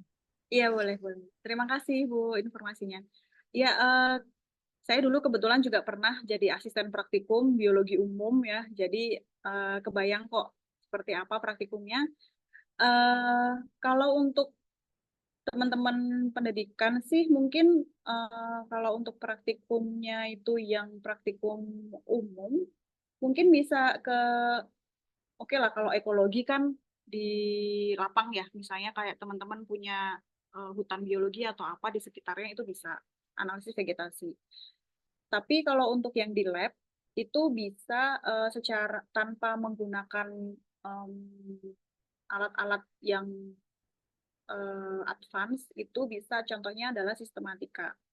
Jadi nanti teman-teman saya nih dari kelompok-kelompok itu, masing-masing kelompok misalnya ngambil satu tanaman di sekitar lab gitu kan, yang berbunga, harus wajib yang berbunga. Kemudian ambil satu, kemudian di sampling semua bagiannya, terutama adalah ada bunga, kalau ada buah boleh, berarti bunga, buah, dan daun, termasuk rantingnya ya. Nah, dari situ nanti teman-teman identifikasi tuh, belajar tanaman ini namanya apa ya. Caranya dengan menggunakan kunci identifikasi. Jadi kalau misalnya, tapi itu asisten praktikum udah harus tahu duluan tuh. Jadi intinya asisten praktikum udah harus tahu duluan tanaman itu adalah tanaman X misalnya. Jadi nanti diidentifikasi itu menggunakan kunci identifikasi. Mudah-mudahan di kampus ada bukunya kunci identifikasi tanaman. Nah itu di diurut tuh dari atas. Yang pertama mungkin apakah dia monokotil atau dikotil tuh ketahuan. Oh kalau monokotil centang. Ya, kemudian runut terus ke bawah. Kalau monokotil tuh ciri-cirinya apa? Atau kalau misalnya dikotil, oh ternyata dia daunnya tunggal atau daun mancemuk tuh. Gitu. Itu bisa tuh belajar seperti itu. Apa basic science ya. Yang simple. Karena dulu saya juga seperti itu sih di biologi. Jadi pengenalan tumbuhan yang pertama yang memang harus cara belajar mengidentifikasi tumbuhan atau mengklasifikasikan tumbuhan atau apa ya, mencari tumbuhan itu tuh nama spesiesnya apa dengan cara yang benar. Terus kalau untuk yang lainnya apa ya? Kalau soalnya dulu saya kalau biologi umum itu tidak hanya materi botani tapi juga materi tentang struktur hewan ya. Jadi struktur anatomi hewan gitu kita bedah-bedah marmut atau bedah tikus seperti itu. Nah, kalau untuk botani mungkin bisa juga anatominya. Kalau di kampus ada mikroskop kan ya, mikroskop cahaya yang Ada Mbak. ya. Nah kalau itu bisa tuh juga bisa pakai itu. Jadi belajar secara tadi kan kalau untuk identifikasi tanaman itu kan belajar morfologinya tuh. Misalnya kayak bentuk daunnya apakah dia ujung daunnya itu bulat atau meruncing itu beda-beda nanti kategorinya. Nah, terus belajar lagi itu secara morfologi kan, belajar secara anatominya. Jadi bisa itu dibikin sayatan segar. Sayatan segar caranya mudah sekali, tinggal disayat tipis mungkin menggunakan mungkin kayak pisau silet seperti itu, kemudian diletakkan di gelas preparat, lalu diamati ininya di mikroskop cahaya, terus difoto. Fotonya bisa pakai HP sekarang kan. Canggih kan HP kita sekarang kan. Nah, itu bisa seperti itu anatomi tumbuhan. Tanamannya bisa macam-macam misalnya nih pengen lihat anatomi daun apa ya? Daun jeruk atau daun pepaya seperti itu. Nanti bisa dibandingkan tuh antara tanaman monokotil sama tanaman dikotil itu bedanya apa secara anatomi gitu. Kemudian daun batang juga bisa misalnya kayak batang seledri. Seledri itu kan dikotil kan. Nanti dibandingkan dengan yang monokotil misalnya kayak jagung atau padi gitu. Itu dipotong disayat secara melintang maupun mungkin bisa secara longitudinal. Terus itu bisa pakai sayatan segar. Jadi tidak perlu pakai kalau untuk yang preparat permanen kan harus masih panjang banget prosesnya. Tapi kalau untuk sayatan segar itu begitu dipotong, ditaruh di gelas, kasih air, apa gelas preparatnya kemudian ditutup, udah selesai tanpa dikasih warna juga. Itu bisa nanti bisa dibandingkan mana yang monokotil, karakter yang monokotil itu seperti apa, kemudian yang dikotil seperti apa bedanya. Terus apalagi ya?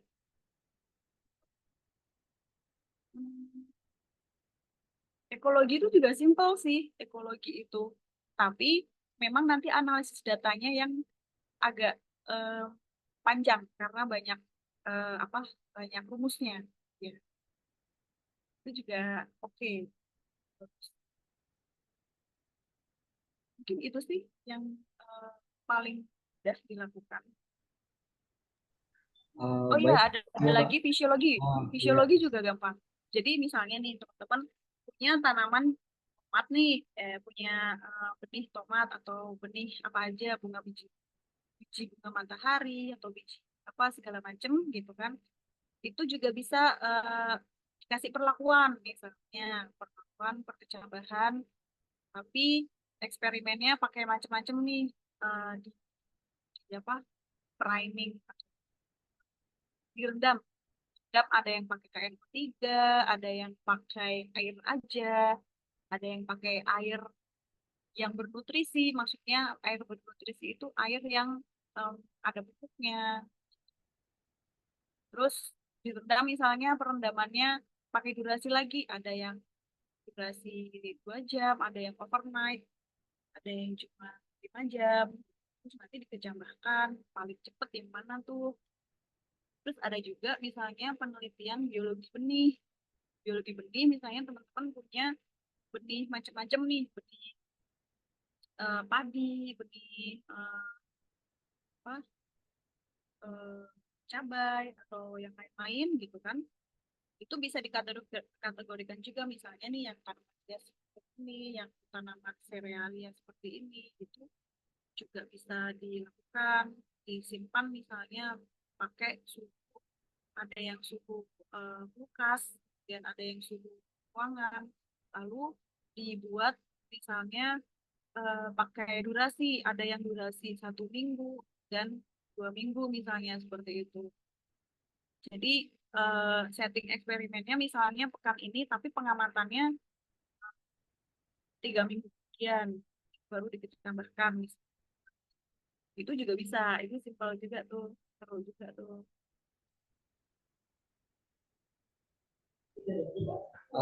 Baik, terima kasih Mbak Dia. Sudah sangat jelas Mbak terkait dengan saran dan masukannya. Terima kasih banyak Mbak. Sama-sama.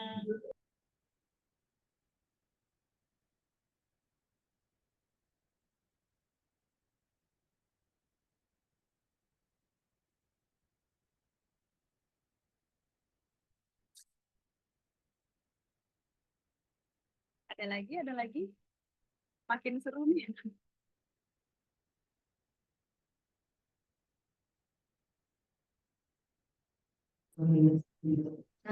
Saya izin bertanya, Mbak. Ya, boleh.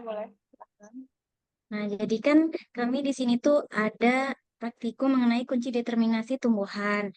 Terkadang ketika kami melihat tumbuhan tersebut atau mengidentifikasi tumbuhan tersebut itu dengan apa yang kami lihat dengan yang ada di buku itu berbeda, sehingga kadang membingungkan. Nah, apakah dari Mbak itu ada rekomendasi referensi atau media lain terkait hal itu? Sebab kalaupun kami lihat di Google Lens itu juga kadang malah lain gitu yang dicari. Tuh, Ya. Mbak. Oke, terima kasih. Bisa jadi itu memang tanamannya itu tuh sudah tanaman domestikasi atau tanaman budidaya atau tanaman varietas. Jadi memang ketika diidentifikasi mungkin bingung gitu, munculnya kok beda begitu kan. Itu bisa jadi seperti itu. Jadi memang yang pertama harus kalau misalnya mengidentifikasi sampai genus aja itu udah oke. Udah oke banget. Jadi tidak harus sampai spesies, tapi minimal sampai genus saja itu udah oke. Lalu kalau untuk strateginya yang lain, mungkin cari apa ya, pendekatan yang lain. Misalnya nih, ya dia udah dapet nih ternyata jenisnya, eh, contohnya misalnya anggrek ya, anggrek misalnya Dendrobium purmenatum. Ternyata ketika di Google Lens itu nggak muncul tuh, munculnya Dendrobium nobile. Nah, itu nanti adik-adik buka web namanya Powo. Powo itu nanti muncul sih. Powo.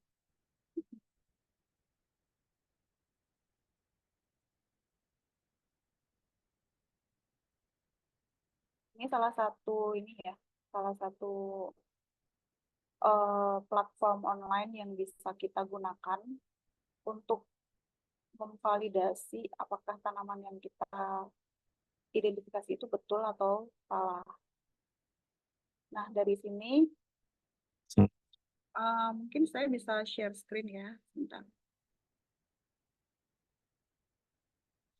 Nah, ini POWO, itu Plants of the World Online. Itu yang punya adalah Royal Botanic Garden Kew dari Inggris.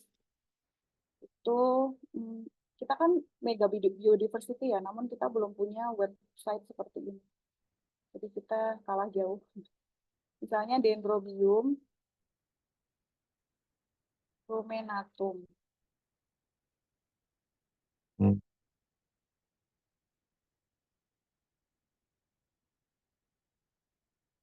Oke, nah ini kita bisa klik.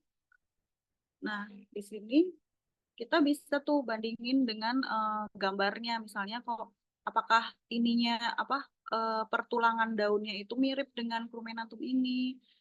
Kemudian letak daunnya itu gimana. Terus ruas-ruasnya seperti itu. Terus mana lagi ya?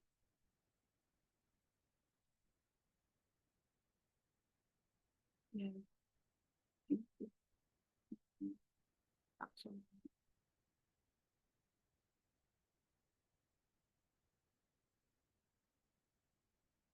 Memang kalau untuk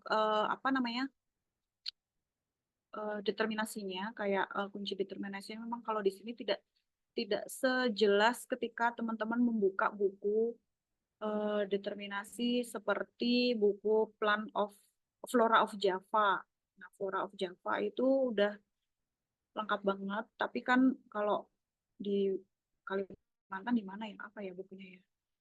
Jadi di sini itu ada sinonim-sinonimnya juga. Terus bisa jadi itu teman-teman juga ketika nge-Google Lens itu munculnya adalah nama sinonimnya gitu. Jadi bukan nama yang accepted-nya. Ini kan nama accepted-nya kan Dendrobium crumenatum. Terus ada banyak nama-nama sinonimnya gitu. Bisa jadi memang yang teridentifikasi di Google Lens itu nama sinonimnya begitu. Nah, lalu teman-teman juga mungkin bisa ngecek ke website lainnya, nanti saya share ya. Cuma saya lupa nama websitenya apa. Itu juga bisa dilakukan untuk memvalidasi seperti itu.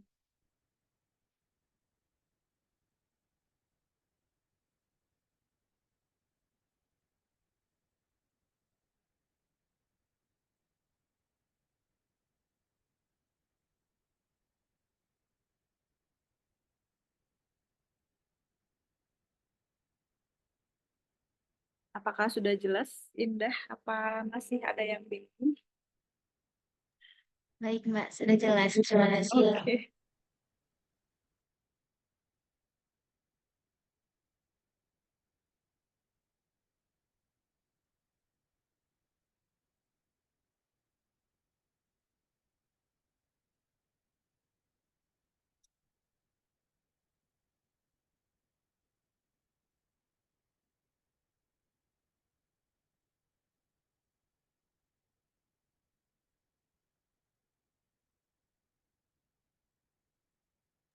Dari peserta lain, jika ada yang ditanyakan, dipersilakan ya.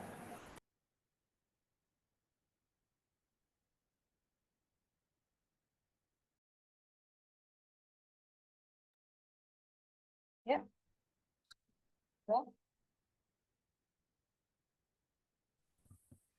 Oke, Assalamualaikum warahmatullahi wabarakatuh. Selamat siang. Saya Indra Pratama. Mbak, saya ingin bertanya mengenai kultur. Kalau misalnya di kultur sel hewan kan kita menggunakan tempat yang sangat steril bahkan antibiotik. Tadi saya mendengar di kultur jaringan juga menggunakan antibiotik. Eh, apa apa sih perbedaan penggunaannya? Apakah sama? Dan kemarin saya pernah dengar ada yang mau melakukan kultur jaringan ini skala rumah. Apakah itu memungkinkan ya Mbak untuk melakukan kultur jaringan itu skala rumahan? Terima kasih atas pertanyaannya. Ya, bisa. Jadi untuk yang tadi itu yang antibiotik penggunaannya memang jadi memang untuk kultur jaringan itu kan kita semua kerja itu harus dalam keadaan steril atau aseptis.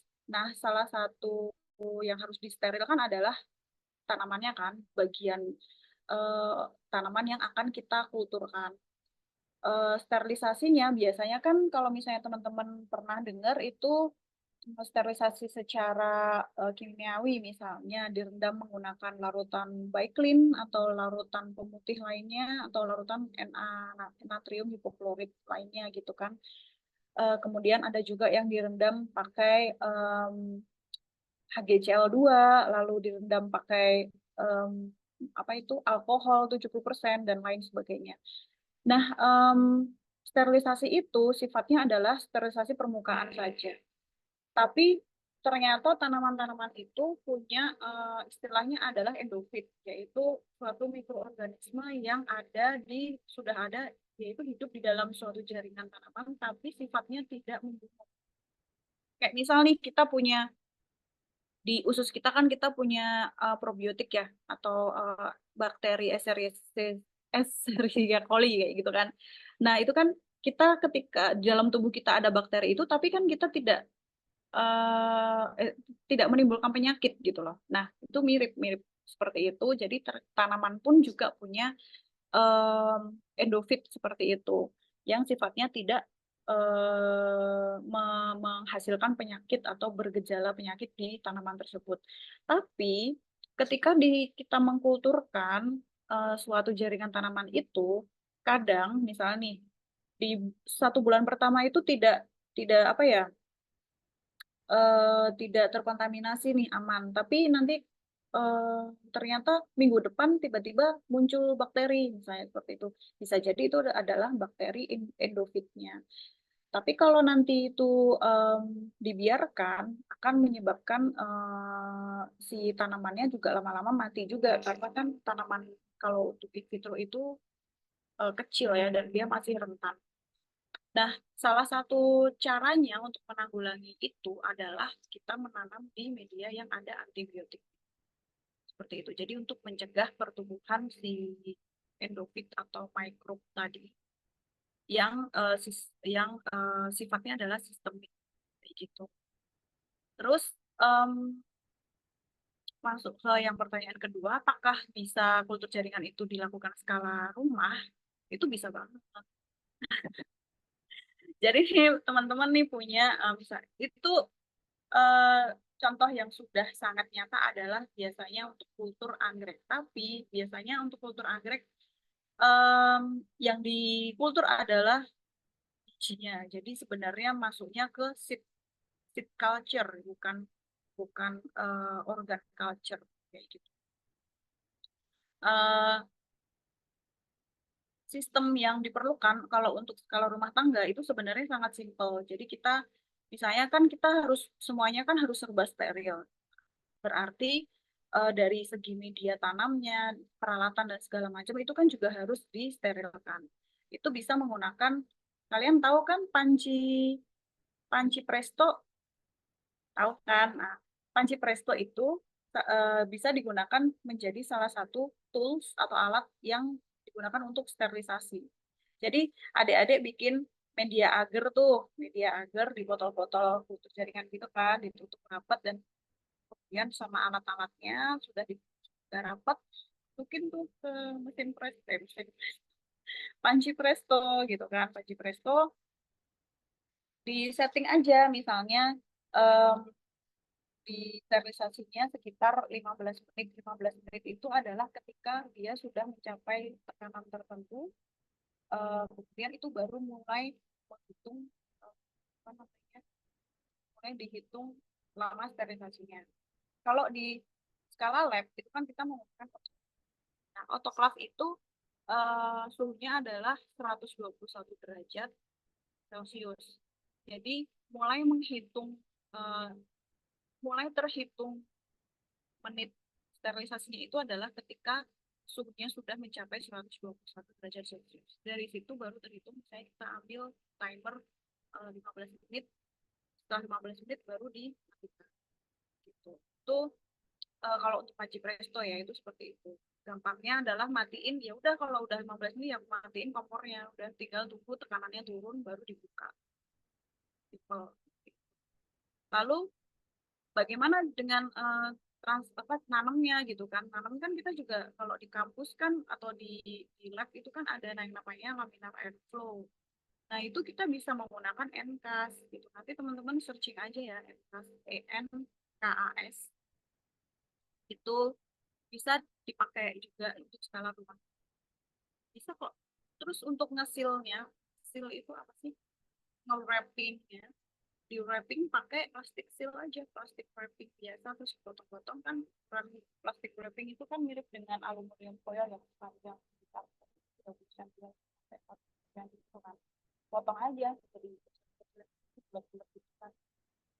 Itu pakai untuk wrapping.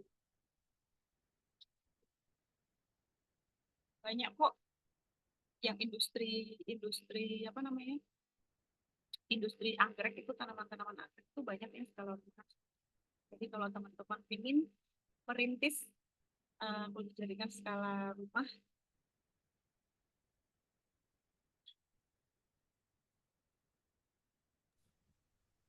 Oke Mbak, terima kasih. Boleh satu lagi Mbak? ya silakan.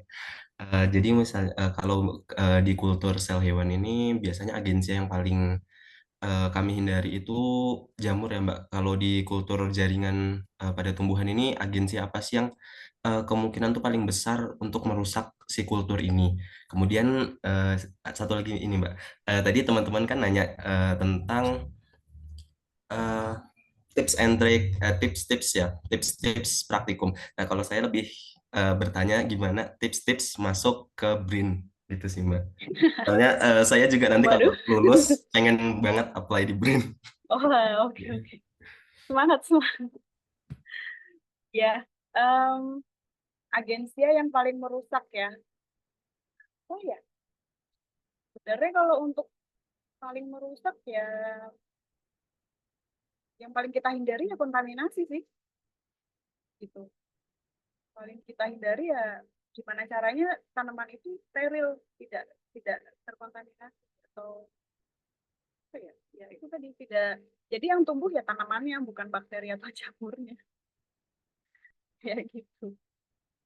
Kan sia-sia kalau kita nanam tanaman langka misalnya ya, udah ngambilnya susah, ternyata kita udah montek-montekin dari bagian-bagian tanaman langka itu, ternyata yang tumbuh malah jamurnya atau bakterinya. Itu kan rasanya udah capek tenaga, capek waktu, capek material gitu kan, udah rugi material juga, tapi tidak tumbuh sesuai yang kita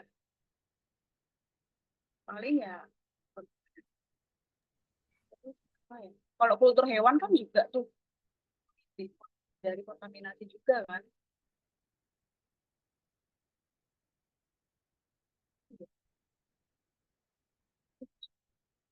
Lalu kalau untuk yang trik masuk BRIN, wah ini berat ini pertanyaan. Jadi kalau untuk itu, unfortunately ya, pada saat angkatan saya masuk itu masih bisa rekrutmen lulusan S1. Nah, untuk tahun berikutnya itu sudah dibatasi minimal S2. Untuk kategori jabatan fungsional peneliti ya. Sama kayak saya itu kan fungsionalnya peneliti. Ada lagi yang sebenarnya fungsional lain seperti teknisi itu ada, tapi itu jarang banget membuka. Dan itu memang kalau untuk masuk BRIN mau tidak mau via CPNS. Jadi ya harus nunggu pembukaan CPNS dulu baru bisa apply. Tapi akhir-akhir ini untuk jabatan peneliti hanya buka untuk kualifikasi S3. Jadi tadi siapa namanya? Siapa? Indra Mbak. Ya, S3 dulu baru apply BRIN. Gitu sih. Oke Mbak, terima kasih. Kemarin ini juga saya ada dapat kabar kalau memang S3 aja yang baru bisa ini jadi peneliti BRIN. Sedangkan lagi pendidikan S2 aja terseok-seok. Harus Ya, S3 dulu sudah S2. Sedang pendidikan sih. Oh iya. Ya, itu mudah-mudahan memang sebenarnya agak berat ya untuk kualifikasi S3 karena 3 tahun terakhir atau mungkin start dari 2021 kalau nggak salah itu atau 2020 ya, rekrutmen tes yang 2020 sepertinya memang selalu kekurangan, jadi kekurangan kuota gitu. Jadi kuota kita misalnya ada 100 nih yang mau direkrut, ternyata karena memang minimal pendidikan kualifikasi harus S3, jadi yang pendaftar juga tidak sebanyak yang ekspektasinya gitu. Jadi memang tetap masih kekurangan kuota, apa ya, tidak mencukupi kuota gitu pada saat kemarin ini. Dan itu pun apa ya, sepertinya persyaratannya semakin ditambah. Jadi kayak misalnya harus sudah pernah presentasi oral, sudah pernah mempublikasikan jurnal ilmiah seperti itu. Ada tambahan apa persyaratan seperti itu. Jadi memang agak berat sih. Jadi saya masih S2 baru mau berangkat S3, tapi junior-juniornya berasa senior karena juniornya sudah S3 semua. Ya, mudah-mudahan sih untuk kedepannya itu kebijakannya berubah. Karena kan presiden sudah ganti ya, presiden bisa jadi nanti kepala BRIN-nya juga ganti, itu mungkin kebijakannya juga akan ganti, kualifikasinya tidak harus S3 tapi S2 juga. Itu seperti itu. Oke, Mbak. Terima kasih ya, Mbak. Sama-sama. Semangat. Ya.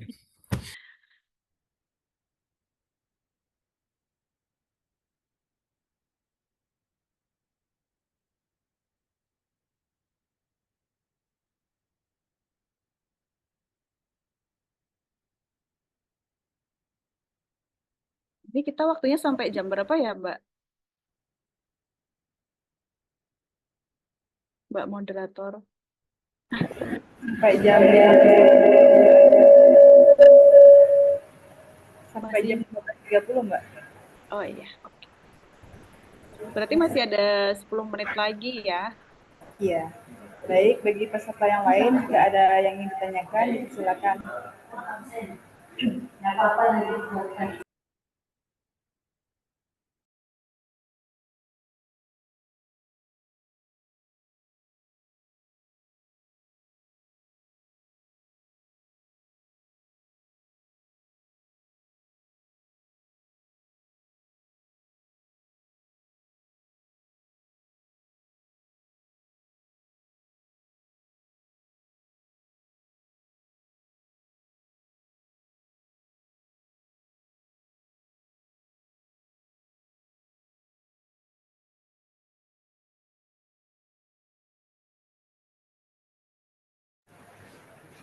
Baik, jika tidak ada yang ditanyakan lagi, kita langsung saja masuk ke sesi selanjutnya, yaitu closing statement yang akan disampaikan oleh Mbak Dia selaku pemateri. Kepada Mbak Dia, saya persilakan. Baik, terima kasih Mbak. Sejujurnya ya. Sejujurnya memang sebenarnya saya tidak menyiapkan closing statement sih, tetapi mungkin ini tips untuk teman-teman semua yang akan jalani suatu riset, baik itu skala praktikum maupun nanti untuk tugas akhir atau untuk riset lain. Buat teman-teman tetap semangat dan jangan lupa bahwa riset itu sebenarnya mudah, hanya mungkin di pikiran kita saja yang membuat riset itu sulit. Jadi teman-teman tetap semangat dalam berkarya, jadikan suatu riset atau penelitian yang akan teman-teman lakukan atau yang sedang dilakukan itu adalah bagian dari diri kalian sendiri, sehingga teman-teman nanti termindset bahwa oh aku harus melakukannya tulus dengan sebaik-baiknya, sehingga tidak ada yang, walaupun riset adalah pasti ada gagalnya, seperti Thomas Alva Edison itu dia meneliti untuk mendapatkan lampu sampai dia berpendar itu sampai 1000 kali eksperimen. Jadi 999 eksperimen sebelumnya itu adalah eksperimen yang gagal. Tetapi dari eksperimen yang gagal itu dia belajar bahwa dia tidak pantang menyerah, dan 999 eksperimen lainnya itulah yang membuat dia mendapat hasil di eksperimen ke-1000. Jadi walaupun misalnya gagal, anggap bahwa itu adalah sebuah proses, bukan suatu kegagalan.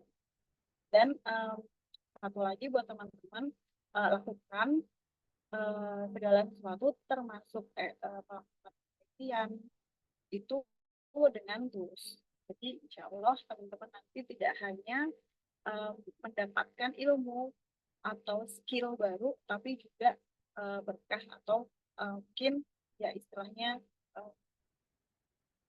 apa ya, jalur langit untuk teman-teman. Aja gitu. Baik, terima kasih Mbak Dia atas pertanyaannya.